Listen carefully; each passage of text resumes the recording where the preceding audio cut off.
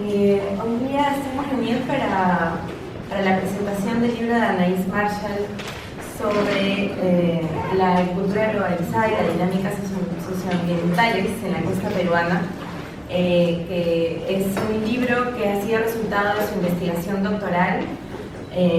Hizo un trabajo de campo bastante exhaustivo durante 2 años en el norte de Perú, y el resultado fue este documento publicado en el 2014 y que ella está viniendo a presentar en su versión en español tanto en el lugar en donde hizo trabajo de campo como aquí en Lima.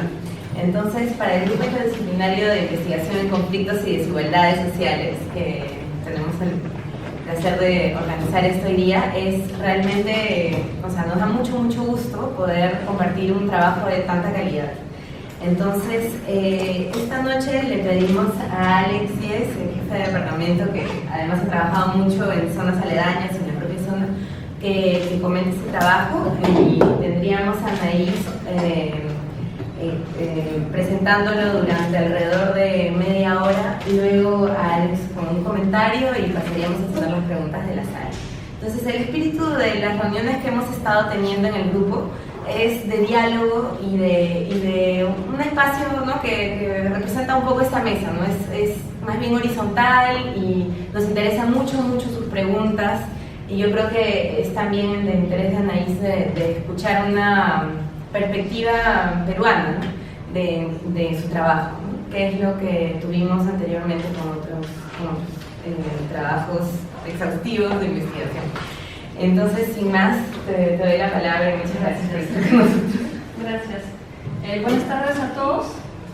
Antes de todo, quería agradecer al grupo interdisciplinario en conflictos y desigualdades sociales, el grupo de estudios Ambiente y Sociedad y el Centro de Investigaciones Sociológicas, Económicas, Políticas y Antropológicas, y para organizar ese evento aquí en la Católica. Siempre atrás de instituciones hay personas, así que quería agradecer más cariñosamente a Robin Cabaño, mi gran amigo que conocí aquí en el Perú hace algunos años, o sea, más de 10 años, y gracias a las personas que lo han apoyado, ¿no? Quería agradecer también a la Universidad de París 13 y el Centro de Investigación Pléiade, que me han apoyado para hacer ese viaje. También quería agradecer a los editores del libro, o sea, el IFEA, Instituto Francés de Estudios Andinos, y el IRD para su confianza en la publicación de ese libro. Quería agradecer todo el equipo del IFEA, y más específicamente a Germain Borras, el director que está ahí, y también a Anne-Marie Bruguer por la ayuda en el mejoramiento de mi castellano cuando hizo la traducción. También quería agradecer el IRD a Charlotte Tournier y el mismo director del IRD, Jean Bouillon. Quería, antes de los comentarios, ¿no?, agradecer a Alejandro Díaz por la lectura del libro, y gracias a todos ustedes para estar aquí esta noche. Para mí es un honor presentar aquí mi libro frente a ustedes, ¿no? Entonces, el libro, o sea, varias personas me dijeron que el título es bien fuerte, apropiarse del desierto, ¿no?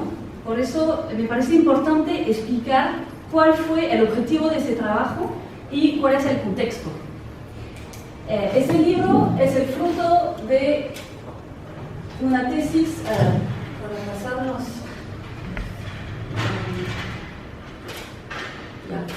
el contexto del libro, ¿no?, es el fruto de una tesis de doctorado defendida en el 2009. Ese trabajo doctoral lo desarrollé durante 4 años, desde el 2005 hasta el 2009. Lo desarrollé gracias a una beca del IFEA, Instituto Francés de Estudios Andinos, cual me permitió pasar 2 años en el Perú, entre Lima, Trujillo y Ica, para hacer el trabajo de campo. Y de aquí 2 años más en Francia para analizar los datos y redactar la tesis. Además, dictaba cursos en París 1, así que se demoró un poco, ¿no? De aquí sustenté mi doctorado con ese trabajo en la Universidad de París 1, la Sorbona, del 2009. Y después de este trabajo académico, me pareció muy importante hacer un libro en castellano por 2 razones. Primero, para presentar mi trabajo a todas las personas que me habían apoyado durante mi trabajo de campo, y para los interesados en el tema aquí en el Perú. Y la segunda razón es para proponer un enfoque geográfico sobre el tema con metodología simple y adaptable, que es algo que para mí es muy importante, ¿no? Creo que es un tema muy actual y central, así que me pareció importante publicarlo aquí en el Perú y presentarlos tanto en las universidades de Lima, de Trujillo, de Ica, pero también a los actores del territorio, o sea, los agricultores, los empresarios, los comuneros, los funcionarios del Estado que manejan el agua y los recursos naturales. Por eso lo presenté en Ica el año pasado, en Trujillo la semana pasada y en varios lugares de Lima, ¿no? ¿De qué habla ese libro, no? Porque es un poco el tema también, ¿no? Lo que me sorprendió al inicio es la rapidez con la cual zonas desérticas como estas cambian a zonas de cultivos. Como se ve aquí, es en la pampa de Villacurí. Aquí es todo arenoso y en algunas semanas o algunos meses se cambian así en zonas de cultivos. Aquí es cultivos de cebolla, pero puede ser también de espárrago, ¿no? A ver, eso, empecé a hacerme varias preguntas. O sea, ¿cómo hacen? En África tienen un problema de desertificación y aquí es el contrario. De un desierto hacen un campo verde y rentable, ¿no? ¡Qué bárbaro! O sea, qué innovación. Pero también, ¿cuáles son los impactos de esos cambios, no? O sea, esos cambios del paisaje. O sea, cambiar un desierto en campo de cultivos debe tener impactos ambientales, pero también sociales, económicos, políticos y jurídicos, ¿no? Así que el libro trata de contestar a todas estas preguntas. De manera más amplia, este trabajo consiste en tratar de entender cuáles son los impactos locales de la globalización. O sea, entonces, a través del caso peruano, estudiar, analizar y tratar de entender cuáles son los impactos sociales y ambientales a nivel local del desarrollo de la agroindustria en un piedemonte desértico. Es un tema muy amplio, así que para tratar de contestar, trabajé más específicamente en dos zonas. La zona de Virú, que está en el ámbito de Chavimochic, aquí en el norte, en el departamento de La Libertad, y la zona de Ica y Villacurí, que está más en el sur, en el departamento de Ica. ¿Por qué esos dos lugares? Como lo dijeron Dollfuss y Bourdieu en el 97, son oasis au vent du liberalisme, que significa que están en marcha y están en el liberalismo, ¿no? Así que, ¿por qué esos dos lugares? Porque eran y son todavía las zonas dinámicas económicamente para la agroexportación. Se desarrolló muy rápidamente nuevos terrenos agrícolas en zonas arenosas. Lo que me pareció interesante también para escoger estas dos zonas es enfocar sobre dos temas, el tema del agua y el tema del acceso a la tierra. O sea, a nivel del agua, en los intervalles arenosos de Virú, el agua viene del Santa por un canal de varios kilómetros, casi 200 kilómetros, y el agua está distribuida por la Junta de Usuarios de Riego Presurizado. Y en Villacurí es agua del subsuelo, o sea, las empresas tienen sus pozos y los usuarios tienen acceso al agua gracias a pozos privados, ¿no? Y a nivel de acceso a la tierra, en Virú hubo subastas por el Estado y el gobierno regional para vender lotes, o sea, el Estado organizó el territorio de las empresas y en la Pampa de Villacurí se hizo denuncios, o sea, el productor interesado tiene que hacer un denuncio con el proyecto de cultivos y después comprar su título de propiedad. De aquí la metodología. No la voy a desarrollar de manera muy amplia, pero quería enfocar en algunos puntos para de aquí tener más tiempo para los resultados, ¿no? Los geógrafos trabajamos a varias escalas para estudiar las dinámicas territoriales y para estudiar las mutaciones de las zonas rurales. Al nivel de, o sea, varias escalas espaciales, pero también temporales. O sea, espacial nos interesa tanto la chacra como de aquí el valle, la nación y el mundo, ¿no? Y siempre cambiamos de escalas para tratar de entender un fenómeno a varias escalas espaciales. pero también escalas de tiempo, o sea, trabajamos en el corto plazo, a veces algunos días, pero también a largo plazo, ¿no? En algunos años y hasta varios años, ¿no? Puede ser 30 años como 50 años.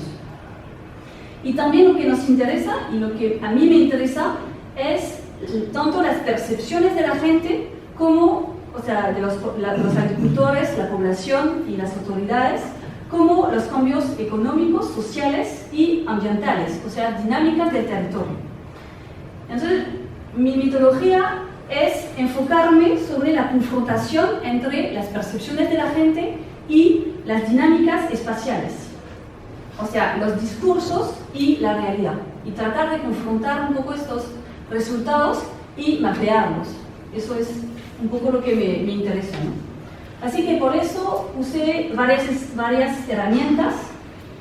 Las entrevistas que permiten entender la percepción de los actores, o sea, entrevistas con los que toman decisiones a nivel local y a nivel regional, entrevistas con los agricultores y ingenieros agrónomos, pero también con gerentes de fondos y dueños de fondos, pero también entrevistas con la gente, ¿no?, que vive en la zona. Y de aquí encuestas con los agricultores afectados por los impactos ambientales y sociales. Y siempre hay que adaptarse, ¿no? O sea, antes de ir en el campo, piensas que vas a hacer tantas preguntas y todo, y cuando llegas en el campo te das cuenta que siempre hay que adaptarse y a veces cambiar un poco la metodología que habías pensado, ¿no? Pero la idea siempre es quedar el enfoque científicamente válido. Y de aquí mapa para ubicar las empresas entrevistadas. Aquí lo que he puesto es la zona de Virú y de Chao, que está en gris, y entre Virú y Chao en los intervalles hay todos los campos de las empresas, y lo que es rojo son todas las empresas con las cuales he hecho entrevistas. Quería un poco cuantificar y localizar las zonas donde había ido, ¿no?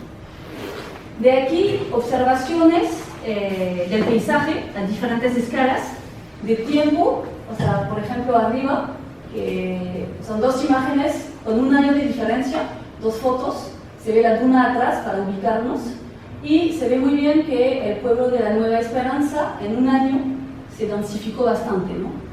Y abajo lo que me interesaba es ver con dos fotos también un poco los dos mundos agrícolas que encontramos en la zona, ¿no? De un lado hay el propietario de la tierra que la trabaja, que tiene más o menos 5 hectáreas, riega por gravedad y hace maíz.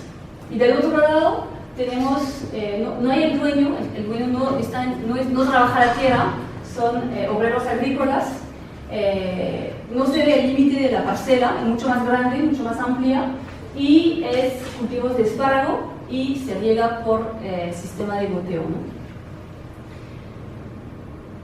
De aquí las imágenes satelitales. No voy a desarrollar la metodología, pero solamente quería decir que las imágenes satelitales me ayudan a mapear y cuantificar las dinámicas especiales y, en este caso, la extensión de los nuevos terrenos agrícolas. Una paréntesis, siempre cuando digo que trabajo con imágenes satelitales me dicen que es muy caro, pero ahora no es verdad. O sea, hay un montón de imágenes gratis en internet, la cosa es encontrarlas y de aquí escoger las imágenes que corresponden al estudio, ¿no? Así que por eso yo escogí imágenes con fechas importantes de políticas agrícolas. O sea, no voy a escoger cualquier imagen, pero tomarlas con las fechas importantes a nivel de la política agrícola del Perú, ¿no? Y de aquí la metodología, que no la voy a desarrollar, pero que está explicado en el libro, para al final tener un mapa de las dinámicas de la cobertura vegetal entre el 87, el 2000 y el 2005. Y se ve abajo que todo lo que es blanco es lo que no ha cambiado en estas tres fechas, lo que es azul es lo que desapareció, o sea, hay zonas en la zona de abajo, una zona azul que era un bosque seco de algarrobo, y en el 87 existía y ya en el 2000 había desaparecido, ¿no? Y de aquí los dos otros colores, rojo y rojo oscuro, que son zonas que no existían en el 87 y que en el 2000 y 2005 sí existían. Les cuento eso porque eso me ayudó mucho a escoger también las zonas para hacer las entrevistas, ¿no?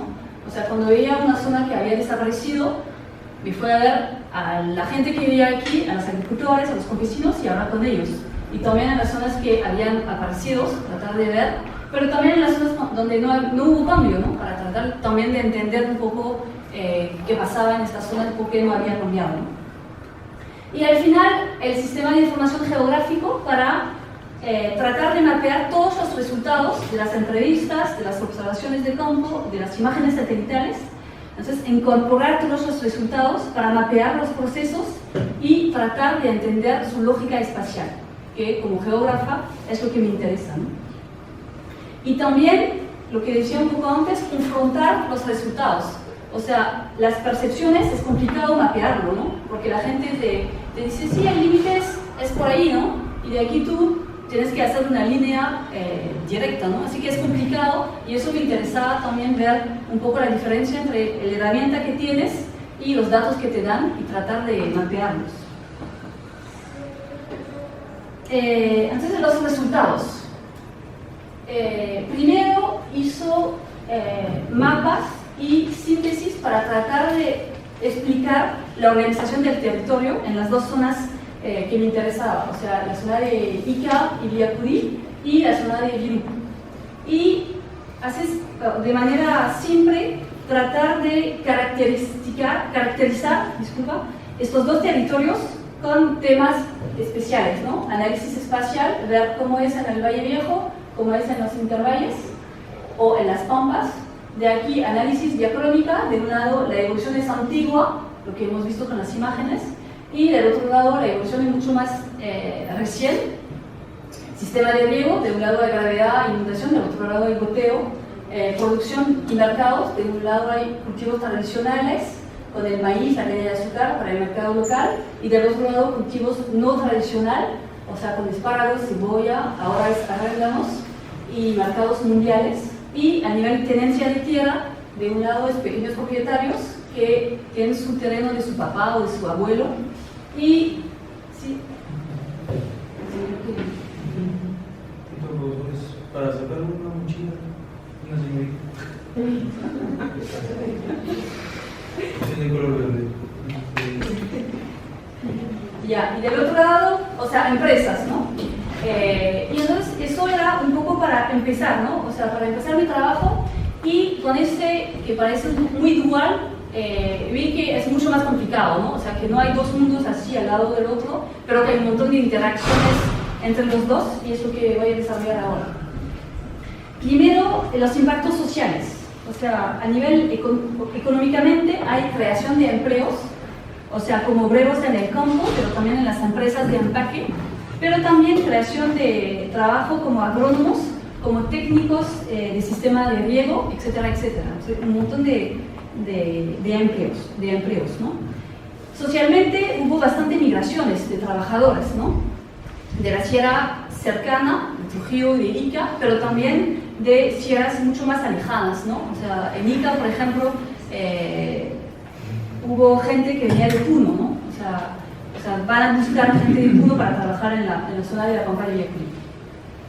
Y eso generó extensión también de centros poblados, o sea, densificación de centros que ya existían o creación de pueblos nuevos. Yo puse dos ejemplos aquí con un análisis retrospectivo, o sea, en el mayo del 2005 puse el límite del pueblo de Víctor Raúl, y de aquí con imágenes más antiguas del 2000 y del 87 puse también los límites para ver cómo se ha ido cambiando, ¿no? Y se ve que en el 87, o sea, el pueblo no existía, estaba en el desierto, y ahora está, o sea, por el que he ido la semana pasada, y ahora es en el medio de todo, ¿no? O sea, antes era en el límite entre los pequeños agricultores y las empresas, y ahora es un mercado súper grande y todos van ahí para buscar, para comprar y para vender, ¿no? Y el otro ejemplo que mostré un poquito antes es la expansión.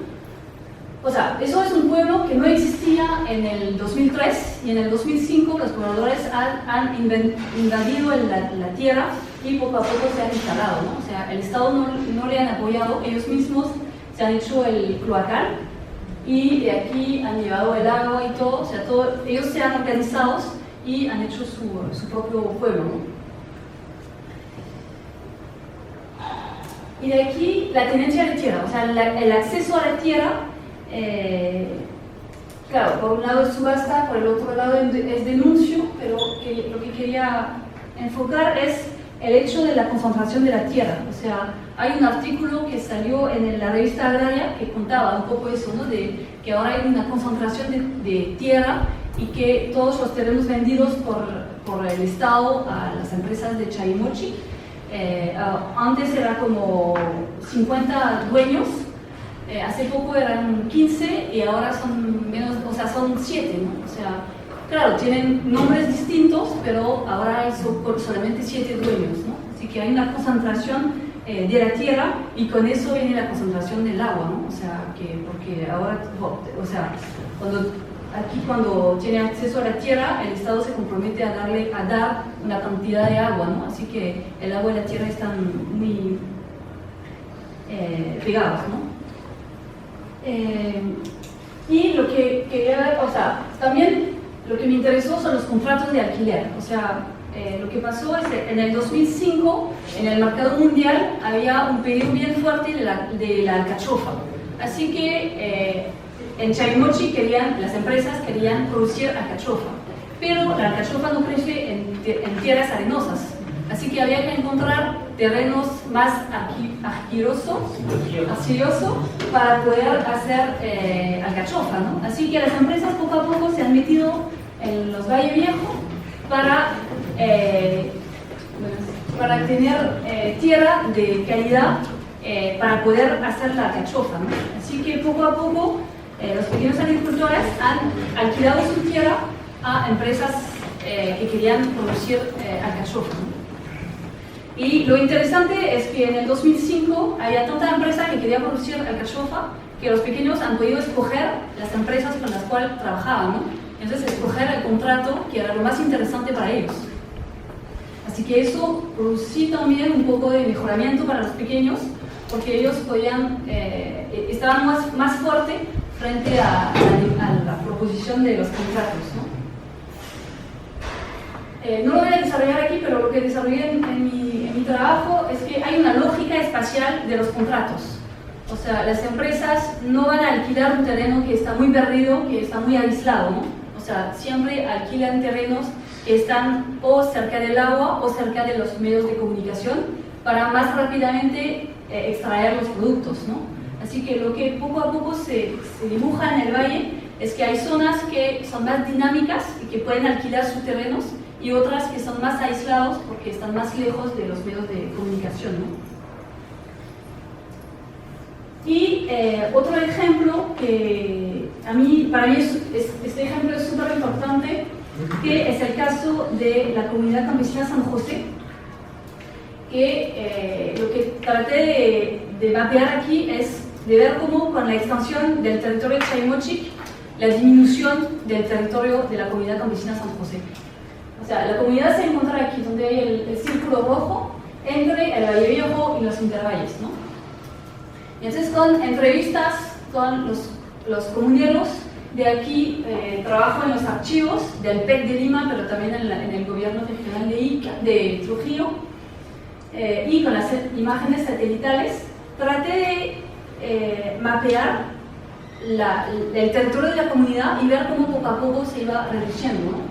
Así que el territorio más grande es lo que me decía la señora de la comunidad la más antigua en el 2007, que me decía que el territorio era a la punta de los cerros, ¿no? Y de aquí fue a buscar en los archivos y todo, y poco a poco se ve que el territorio se va reduciendo y hoy día ya no existe. O sea, la semana pasada estuve por ahí y ya no hay comunidad, y si preguntas a la Junta de Usuarios de Riego Presurizado, dicen, pero Anaís, nunca hubo comunidad campesina en esta zona. Así que es interesante también mapear para tratar de guardar también testigos, ¿no? de testimonio de lo que pasó, ¿no? Y eso es el caso de la comunidad campesina de San José, pero hubo un poco lo mismo en Ica, ¿no? O sea, hay ejemplos igualitos en otras zonas, ¿no? Y de aquí lo que me interesó es todos estos casos que estudié, que al inicio me parecían un poco aislados, tratar otra vez de mapear para ver si se podía tratar de encontrar una lógica espacial de todos estos conflictos. Entonces aquí hay el caso de la comunidad campesina San José, que le presenté justo antes, pero también de la Asociación Purpur y de la Asociación 9 de Abril. Y hay más ejemplos, ¿no? Pero estos tres, la Asociación Purpur, lo que pasa es que es una asociación que estaba ahí antes del proyecto Chaymochil, y con la llegada del proyecto han perdido terrenos, han hecho un juicio, han ganado el juicio, pero igual, o sea, el gobierno regional le han cortado el acceso al agua. Así que igual si han ganado el juicio, ahora no tienen acceso al agua, ¿no? Y lo que pasó en la zona de la Asociación Purpur, ellos tenían, o sea, cada uno tenía su parcela, su chacra, y con la subida de la capa freática, su chacra se ha totalmente inundada. Así que ellos han perdido su tierra, se han ido a la ciudad o se han ido a hacer otras actividades, y cuando han regresado, el gobierno regional había hecho un dren y había vendido las tierras a empresas, ¿no? Así que en el 2007 estaban en juicio para tratar de recuperar su tierra. Y entonces lo interesante ahí, que parece lógico, ¿no? Que los conflictos se ubican al encuentro entre los pequeños, o sea, entre el Valle Viejo y los terrenos del Chaymochil, ¿no?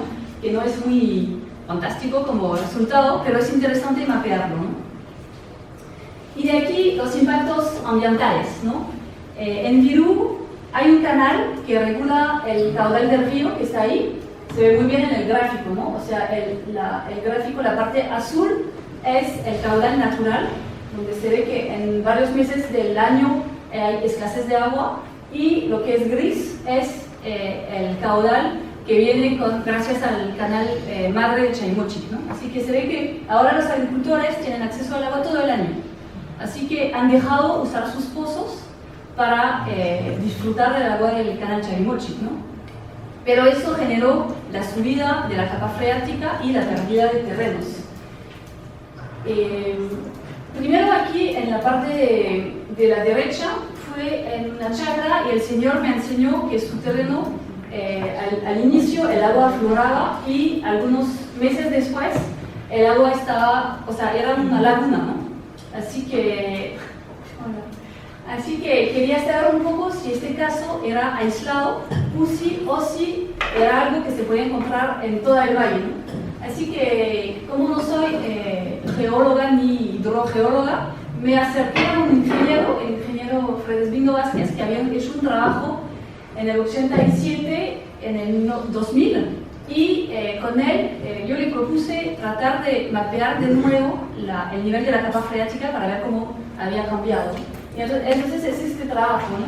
Y vi que el caso del señor de esta chacra no era aislado, sino que había bastante terrenos afectados por el aumento del nivel de la capa freática y por la salinización. Y también en la zona de Boncaquito Bajo hay pérdidas de casas, porque las casas están de adobe, y entonces como el suelo es húmedo, las casas poco a poco se caen, ¿no? Así que han tenido que cambiar de lugar el colegio, ¿no? Porque se iba a derrumbar sobre los niños, ¿no? Y aquí abajo la idea era tratar de cuantificar la cantidad de tierra que se había ganado en el desierto y la cantidad de terreno que se habían perdido en el valle.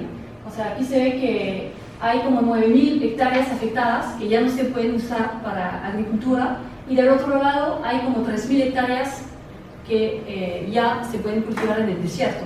Esos son datos del 2007, ¿no? Así que ahora debe ser mucho más amplio, ¿no?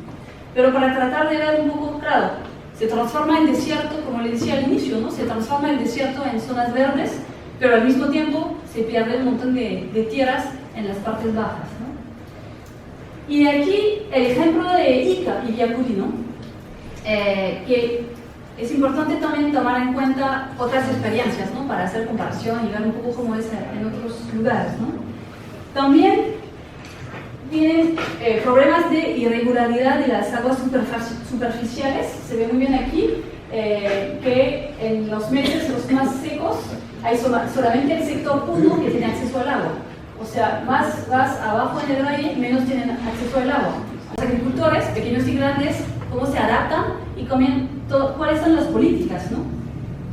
Así que primero lo que pasó es que han hecho zonas para prohibir hacer pozos o para restringir el hecho de hacer pozos. Frente a eso, las empresas lo que han hecho es comprar pozos y llevarse el agua con tubos en varios kilómetros, ¿no? Así que el Estado ha prohibido, o sea, cuando hacía un pozo en una zona, tenía que usar el agua de la misma zona. Y ahora que la capa todavía baja, lo que decía un poquito antes, ¿no? Cuando las empresas han comprado terreno en la zona de Villacurí como en la zona de Chaimochi, el Estado se compromete a darle una cantidad de agua.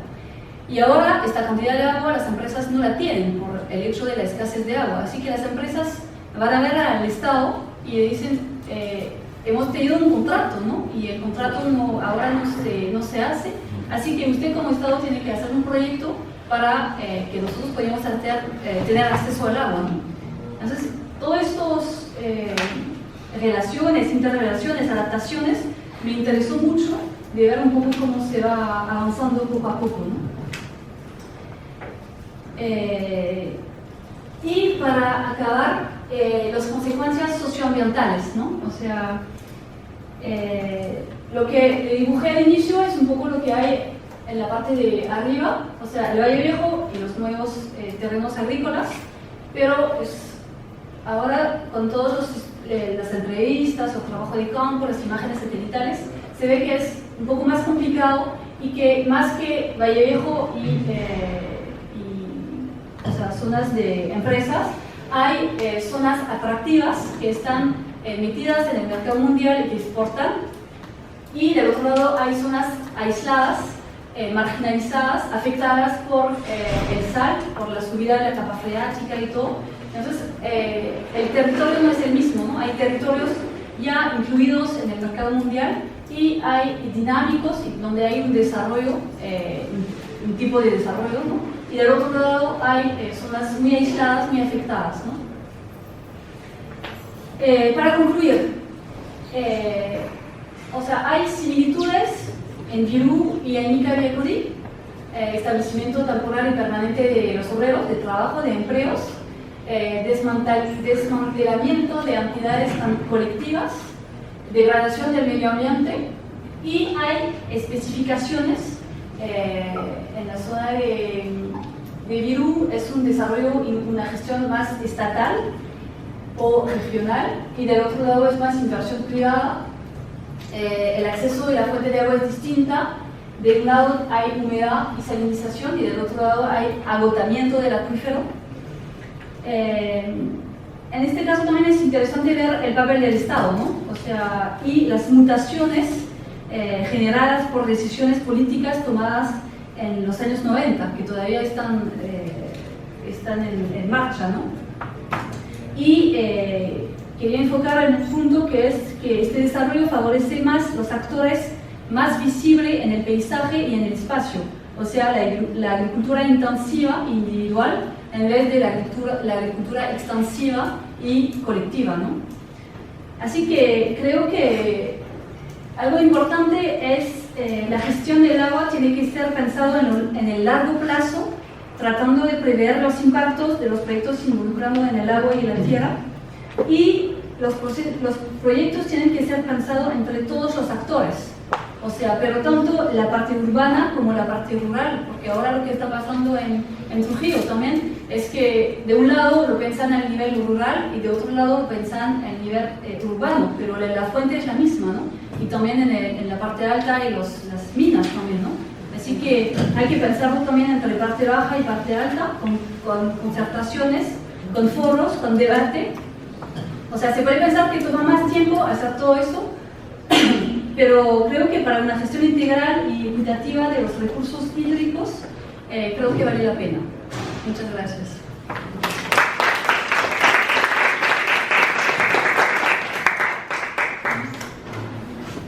Yo voy a comenzar unos comentarios para que no me canse. La idea no es explicar bastante bien el contenido del libro, para que para limitar un poco su lectura, son más de 300 páginas, una ley de una semana y media.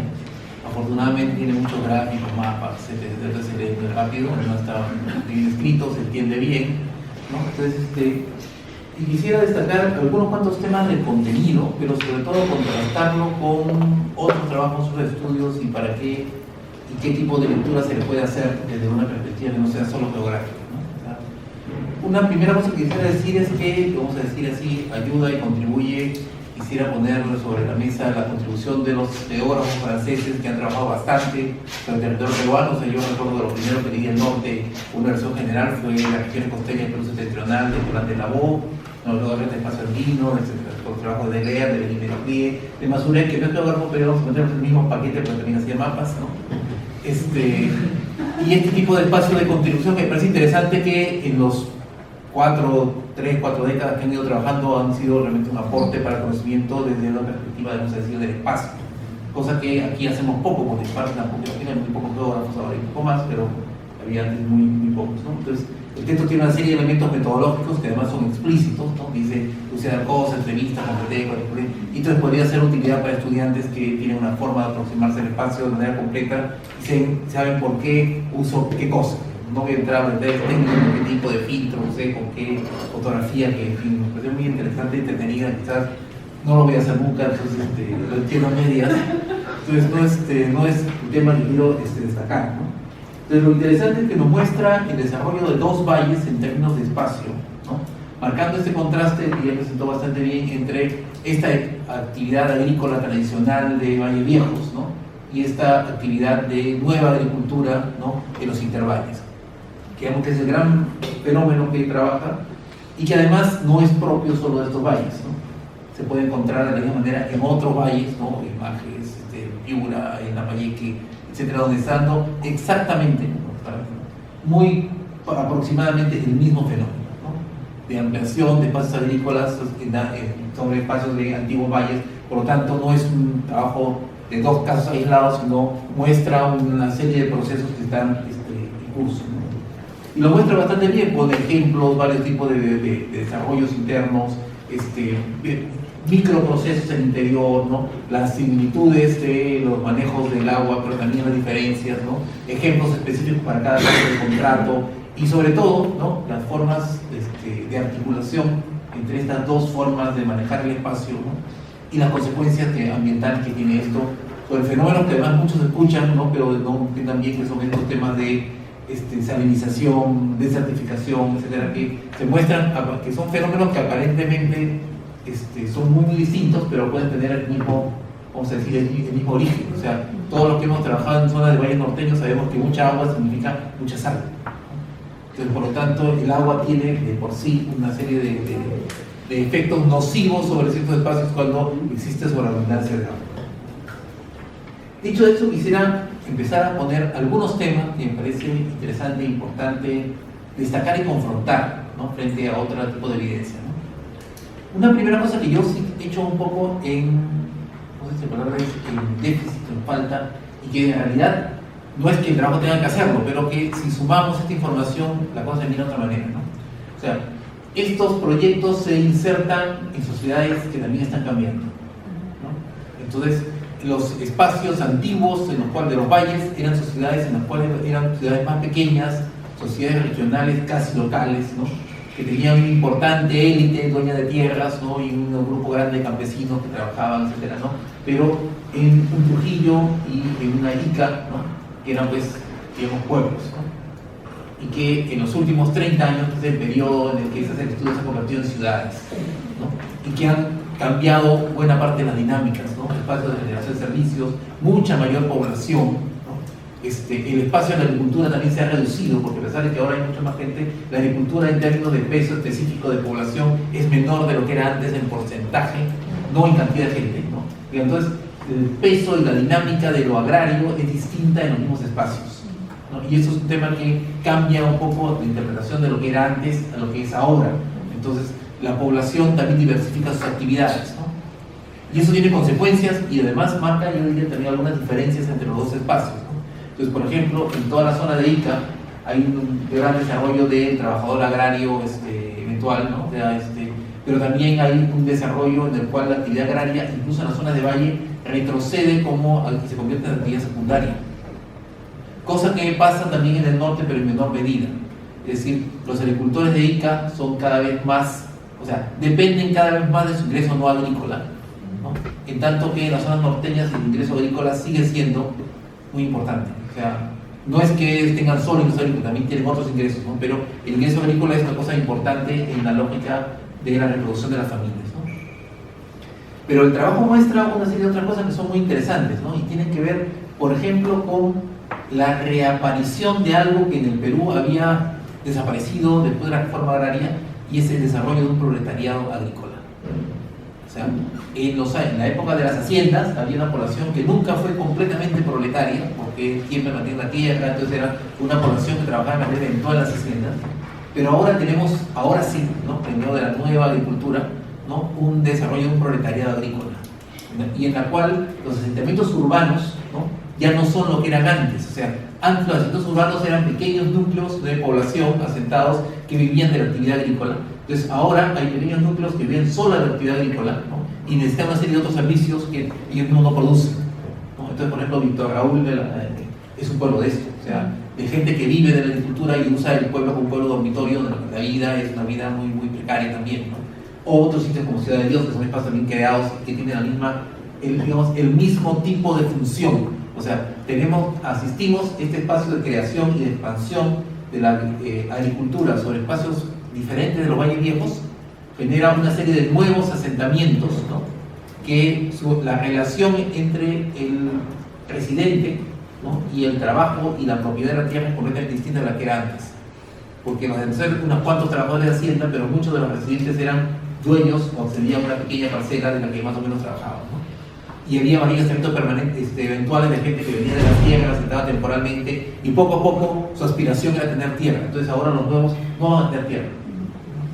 O sea, ya no hay más tierra para ellos, en todo caso, ¿no? O la tierra está demasiado cara como para que alguien con su trabajo y su pequeño ahorro pueda comprar tierra.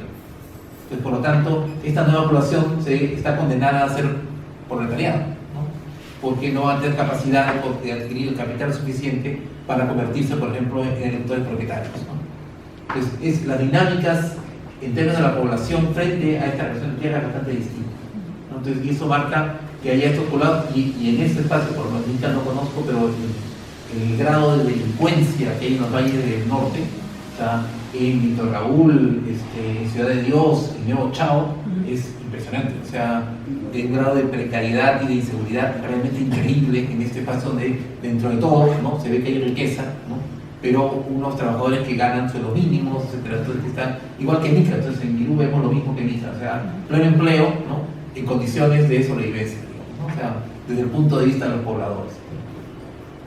Entonces, una cosa interesante también tiene que ver con los tipos de estructuras y los tipos de agriculturas a los que estamos enfrentándonos, ¿no? Hay que entender que la agricultura de los valles viejos es una agricultura, vamos a decir así, de vieja institucionalidad. Es decir, el agua, ¿no?, que existe en los valles está absolutamente apropiada por alguien. Ese alguien puede haber sido antes la hacienda, pero también las cooperativas, los pequeños propietarios y productores. Entonces es muy difícil sacar agua de los valles, ¿no? Entonces el único modo es ampliar, ¿no?, conseguir otra agua, ¿no?, o otras formas de manejo de tal manera que tengas posibilidad de ampliar, que es lo que pasa con los pozos o con el proyecto especial, ¿no? Porque además agua es poder, ¿no?, y agua es argolla, no solamente poder, ¿no? Son grupos de manejo del recurso que por lo general se lo quedan ellos solos, ¿no?, y no lo comparten. Entonces, la única forma de ampliar cuando hay escasez de agua es justamente introducir una tecnología, ¿no?, e irse a los límites.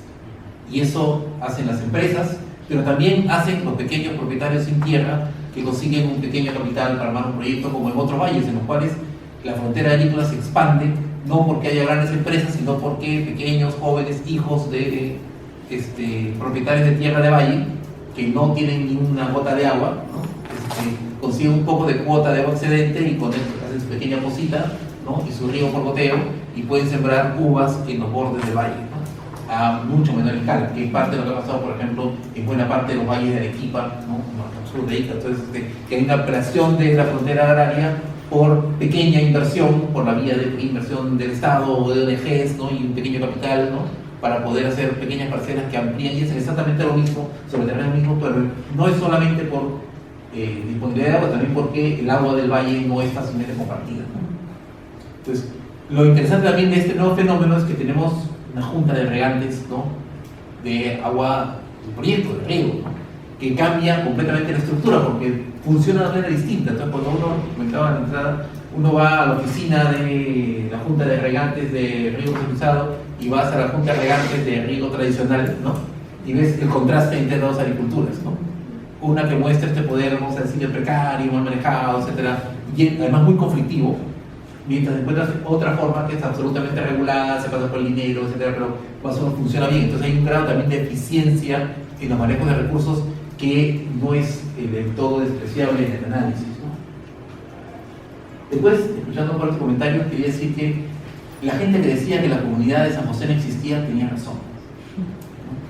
Porque la comunidad de San José, ¿no? También hemos visto, era muy el tiempo, una práctica en esta zona, fue muy difícil rastrearla. En parte porque la comunidad de San José es una de estas comunidades hechas para apropiarse de un terreno no apropiado. Entonces, zonas de valle, entonces en realidad buena parte de las comunidades de costa son dispositivos sociales de base para apropiarse de territorios del Estado, digamos, o bajo cierto tipo de criterios en los cuales, en algunos casos con razón o sin razón, reivindican como propio. Entonces, yo diría que la comunidad de San José fue un proyecto fallido de apropiarse de terreno del Estado, ¿no? Porque en ese espacio no había una comunidad, o sea, porque la comunidad estaba en el valle, ¿no? Y esto era el resto libre, del cual todos podían apropiarse y que alguien tenía que intentar que apropiársela primero. O sea, pudo haber sido la hacienda, pero terminó siendo un grupo de, vamos a decir así, campesinos comuneros que reclaman la tierra para sí, pero nunca logran construir un colectivo que realmente se apropie de la tierra. Entonces yo diría que la historia de la comunidad de San José es la historia de una comunidad fallida, ¿no? Porque para poder construir una comunidad no basta adquirir la tierra, sino que tiene que construir un colectivo que construya un buen discurso sobre la tierra y que logre aprovecharlo de alguna manera colectiva o individual, ¿no?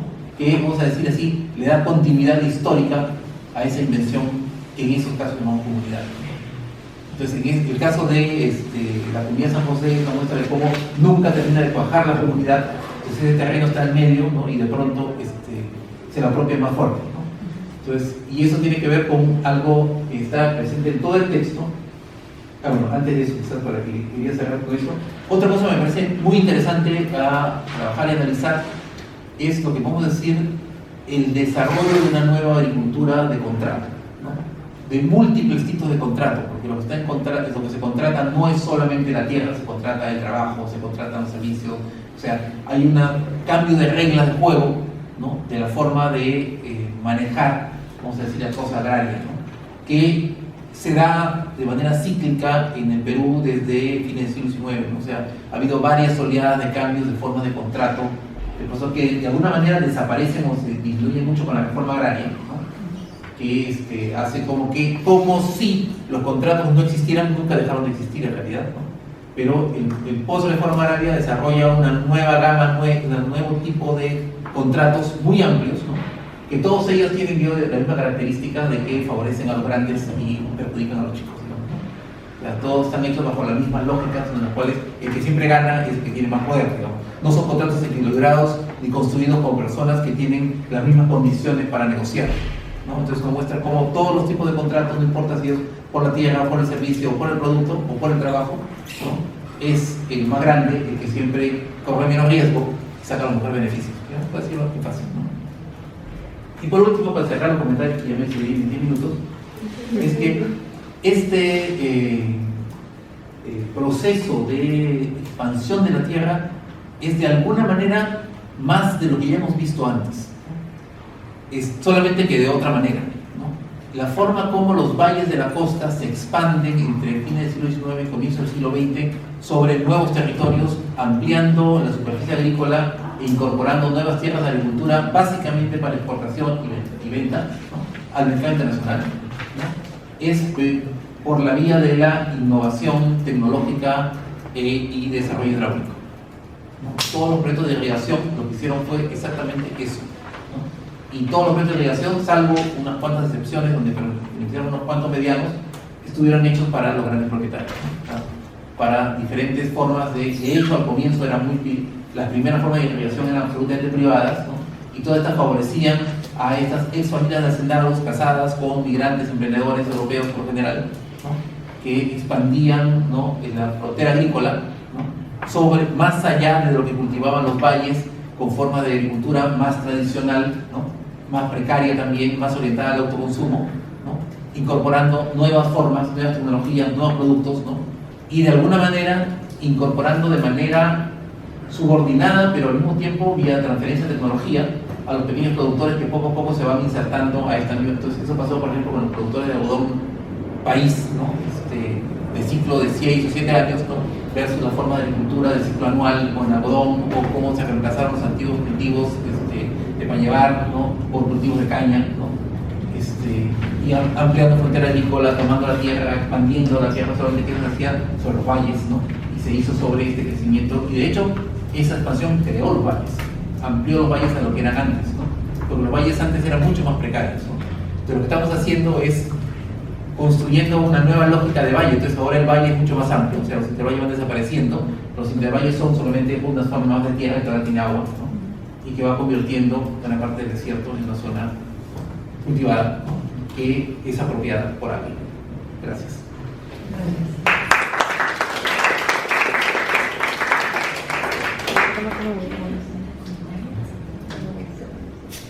Gracias.